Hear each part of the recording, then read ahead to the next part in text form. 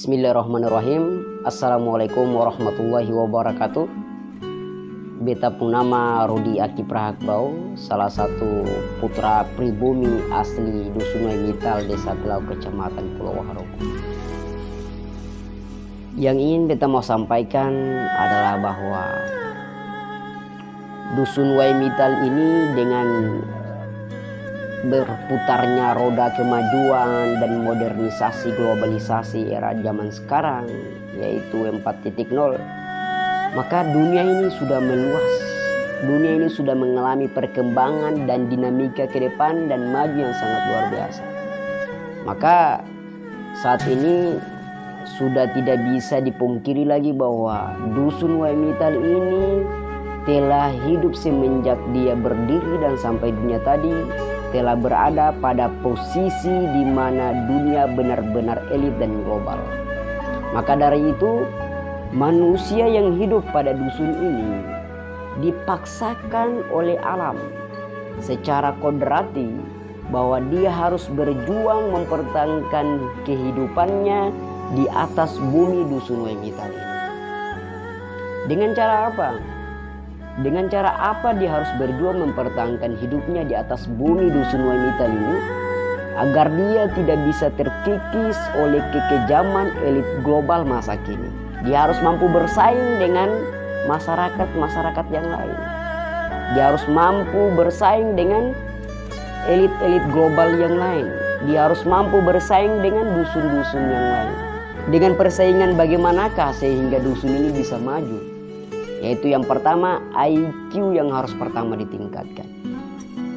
Setelah IQ, ilmu pengetahuan yang kita dapatkan untuk mencerdaskan kehidupan bangsa sesuai dengan amanat konstitusi negara Republik Indonesia, bukan hanya merupakan amanat konstitusi Republik Indonesia semata, tapi ini juga merupakan amanat secara kodrati firman ilahi pada surah yang pertama, Iqra, bacalah.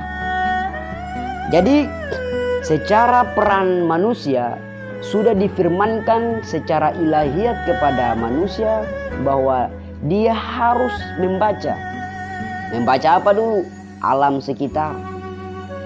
Makanya hubungan manusia yang paling pertama itu setelah hubungan manusia dengan sang pencipta Khalik, yaitu hablum minallah, tunduk lagi hablum minannas, kemudian kembali lagi kepada alam, hablum minal alam.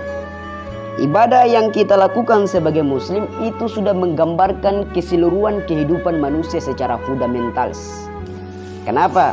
Pertama, pada saat dia melakukan takbiratul ihram, mengangkat tangannya, mengadahkan diri dan menyerahkan diri kepada Tuhan selaku sang pencipta, menandakan adanya hubungan manusia secara vertikal ke atas, hubungan manusia dengan Tuhan. Kemudian ketika dia ruku, itu memberikan gambaran bahwa dia harus memperbaiki komunikasi dan silaturahmi sesama manusia secara horizontal.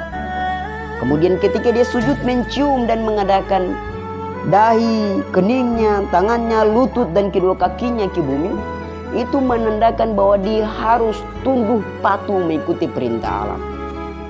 Nah, maka dari itu, literatur terbaru mengatakan bahwa ketika ada beberapa orang asing yang meneliti tentang makna kebahagiaan, mereka menguras waktu mereka, menguras juga tenaga mereka, menguras rupiah mereka. Untuk apa? Sekedar meneliti makna kebahagiaan yang hakiki, menemukan definisi yang sangat paten tentang makna kebahagiaan itu sendiri.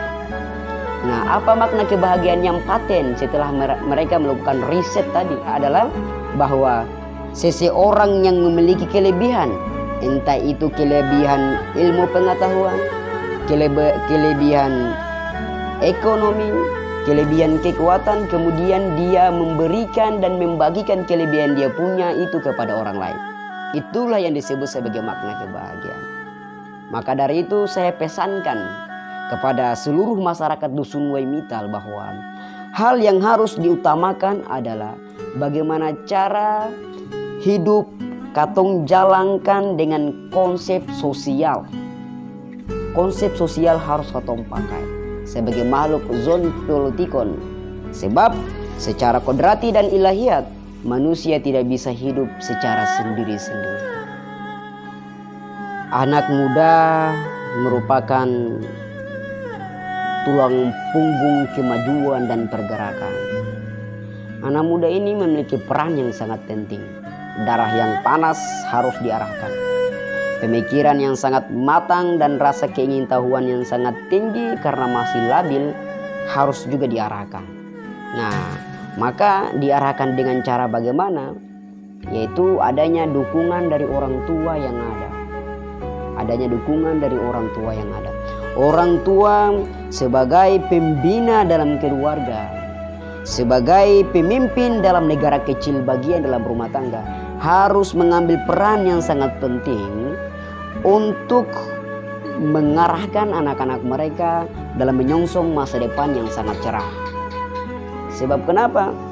Jikalau masa mereka ke depannya itu suram dan sebagainya, nama orang tua lah yang akan diangkut, nama orang tua lah yang akan dibawa, dan nama orang tua lah yang nanti ke depannya akan menjadi label di belakang nama mereka.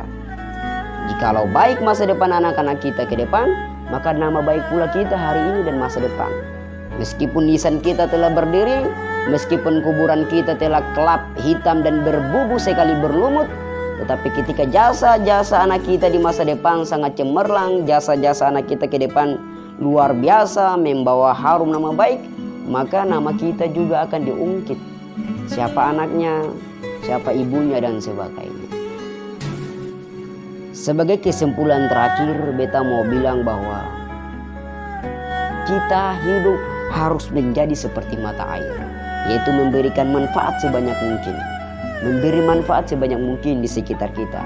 Karena kehadiran kita sebagai mata air berarti membawa kehidupan bagi tempat yang kita tempati. Filosofis hidup memiliki 3 makna. Pertama, filosofis seperti wortel. Kedua, filosofis seperti telur. Dan ketiga, filosofis seperti kopi. Filosofis yang pertama seperti wortel adalah dia keras, awalnya dia keras. Tetapi ketika dimasukkan ke dalam air yang sangat panas, maka wortel yang keras tadi menjadi lembek dan lembut, mudah dibentuk dan diarahkan. Kemudian yang kedua adalah filosofis telur. Filosofis telur awalnya dia keras di luar dan lembut di dalam. Tetapi ketika dimasukkan ke dalam air panas, maka berubah menjadi terbalik pada awalnya. Pada saat ketika dimasukkan pada air yang panas, maka yang di dalam keras, di luarnya mulai lembut. Kemudian yang ketiga adalah filosofis kopi. Kopi ketika dimasukkan di air yang panas, kopi mampu merubah warna air yang jernih dan bening tadi menjadi warna kopi. Bahkan kopi tadi semakin panas, semakin nikmat. Hal pelajaran yang kita ambil dari 3 filosofis ini adalah kita harus menjadi seorang yang benar-benar kopi. Kenapa harus benar-benar kopi?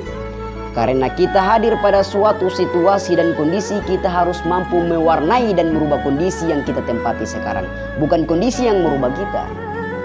Maka dari itu beta pesankan yang terakhir sebagai penutup adalah bahwa pendidikan adalah awal dari sebuah pergerakan. Pergerakan tanpa pendidikan adalah pemberontakan. Maka dari itu, siapapun dia, jikalau tidak terlibat dan tidak memiliki pengetahuan untuk membangun suatu negeri dan suatu dusun, maka jangan jadi duri dan penghambat dalam pembangunan itu. Sekian dari beta. Billahi taufiq wal hidayah. Wassalamualaikum warahmatullahi wabarakatuh.